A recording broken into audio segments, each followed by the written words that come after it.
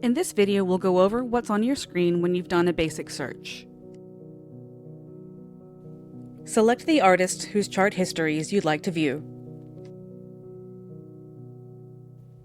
The view defaults to singles in chronological order. For the United States, I'll show you how to change to other countries or albums when we go over the left side menu. Some columns, such as streaming count, have data that isn't available for every chart, so it won't always be filled. The system automatically selects the top 3 items. Select any items that you'd like to view the sales patterns for in the graph on the top of the page.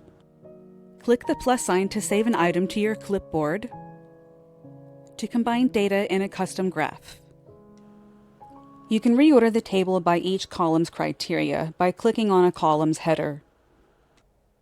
This is a quick way to view, for example, how many items got to number 1, or which items were in the chart the longest. Clicking a chart name will take you to the full chart for the record's entry date. Change the data that's displayed in the main window using the left side menu.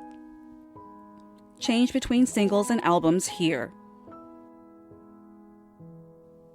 Each country that your artist charted in is listed in alphabetical order, so select any country to view its data.